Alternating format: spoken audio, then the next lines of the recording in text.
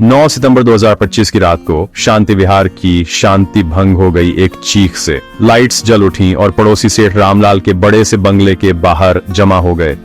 हवा में डर और कंफ्यूजन भरा था। मेन गेट खुला था। रोहन, एक पड़ोसी ने आवाज दी, सेठ जी कोई है क्या? लेकिन कोई जवाब नहीं मिला। सामने का दरवाजा खुला था। जैस्मिन की खुशबू में कुछ मेटालिक सा मिला हुआ था। किसी ने अंदर जाने की हिम्मत नहीं की जब तक पुलिस नहीं आई, सायरन बजाते हुए, सबके सबसे बुरे डरों को कंफर्म करते हुए। अंदर सब कुछ अस्त व्यस्त था। फर्नीचर उलटा पड़ा था, वेसिस टूटे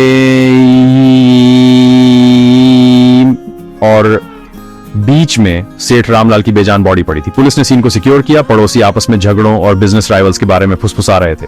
वह एक अच्छे आदमी थे, पर उनके कई दुश्मन थे, किसी ने बुदबुदाया। रात की शांति जा चुकी थी। उसकी जगह एक चिलिंग मिस्ट्री ने ले ली थी। जैसे ही ऑर्डर वापस आया, एक ब्लैक कार आई। दरोगा प्रियनाथ बाहर निकले। उनकी रेपुटेशन उनके आने से पहले ही पहुंच चुकी थी। उन्होंने सीन का जायजा लिया, हर डिटेल को ऑब्जर्व किया, फिर घर के अंदर गए। अभी कुछ मत छूना, उन्होंने इंस्ट्रक्ट किया। देखें ये कमरा हमें क्या बताता है। प्रियनाथ ने केओस को नोट किया, जबरदस्ती एंट्री न होने को और विक्टिम की पोजीशन को। सेठ जी अपने किलर को जानते थे। उन्होंने बुदबुदाया। उन्हें सेठ के हाथ में एक क्रम्पल्ड नोट मिला। इंक फैली हुई थी, वर्ड्स जल्दी में लिखे थे। यहां हर ग्रुप इस विक्टिम के लिए बोलता है, उन्होंने अपनी टीम को बताया। डेस्क पर एक खुली चेकबुक, एक आधा लिखा चेक। प्रियनाथ ने चेक और नोट को कंपेयर किया। उनके दिमाग में एक थ्योरी बन रही थी। इन्वेस्टिगेशन सच में शुरू हो चुकी थी। फिर सेठ के हाथ में जो नोट था, उस पर लिखा था, वो तुम्हें एक पैसा भी नहीं मिलेगा, ये मेरा आखिरी अधूरा था और डिस्ट्रेस में लिखा गया था। प्रियनाथ ने हैंडराइटिंग को स्टडी किया, जानते थे कि इसकी यूनिकनेस सच बता सकती है। उन्होंने फैमिली, स्टाफ और बिजनेस पार्टनर्स से सैंपल्स लिए। रमेश, सेठ का भतीजा और बिजनेस मैनेजर ने एक नीट सैंपल दिया जो नोट के कियोस से बिल्कुल अलग था।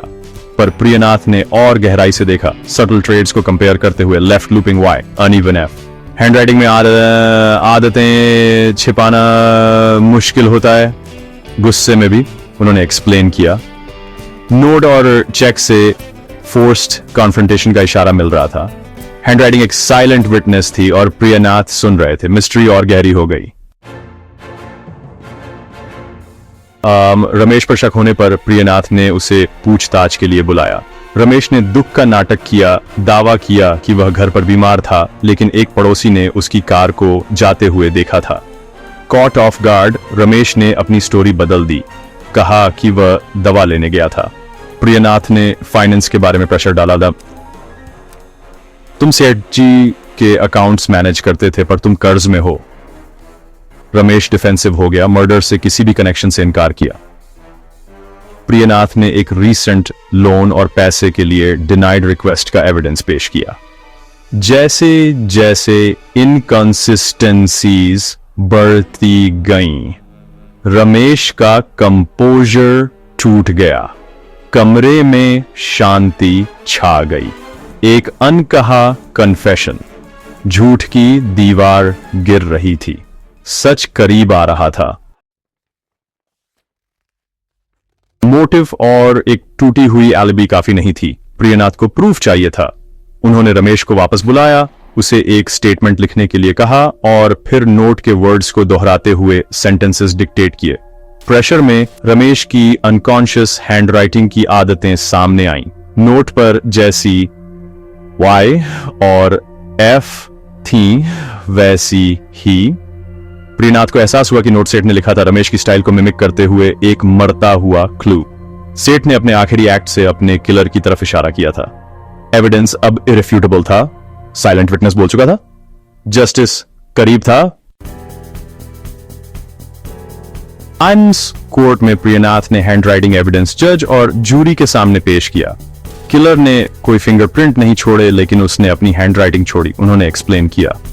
उन्होंने नोट, चेक और रमेश की डिक्टेटेड राइटिंग को कंपेयर किया, आइडेंटिकल क्वर्क्स को हाईलाइट करते हुए। ये कोई कोइंसिडेंस नहीं है, ये सिग्नेचर्स हैं, प्रियनाथ ने डिक्लेयर किया। जैसे ही सिमिलरिटीज क्लियर हुई, जूरी गास्प कर उठी। रमेश टूट गया, ओपन कोर्ट में कन्फेस किया, उसने मुझे पैसे नहीं दिए, मैंने कंट्रोल खो दिया। वह रोया। पहेली पूरी हो गई थी। सेठ के आखिरी एक्ट ने उनके किलर को जस्टिस तक पहुंचाया था। सच को नकारा नहीं जा सकता था। रमेश के कन्फेशन के साथ जस्टिस तेजी से मिला। परिवार ने शोक मनाया, लेकिन सच की जीत हुई। बाहर एक जर्नलिस्ट ने प्रियनाथ से पूछा कि उन्होंने केस कैसे सॉल्व किया। सच हमेशा वहीं होता है, कभी कभी लेटर के लूप में छिपा हुआ, उन्होंने जवाब दिया। अपने जूनियर इंस्पेक्टर से प्रियनाथ ने कहा, हमारा काम विश्वास बहाल करता है। कोई भी क्राइम हमेशा के लिए छिपा नहीं रहता। क्राइम का रास्ता बर्बादी की ओर ले जाता है, सच का रास्ता रोशनी की ओर। जैसे ही प्रियनाथ निकले, शहर की लाइट्स चमक रही थीं, एक याद दिलाते हुए कि जस्टिस टिका रहता है। राइचियसनेस का रास्ता हमेशा सही रास्ता होता है। अगर एक कहानी आपको पसंद आया, वीडियो को लाइक, कमेंट, शेयर और मेरे चैनल को सब्सक्राइब कर देना।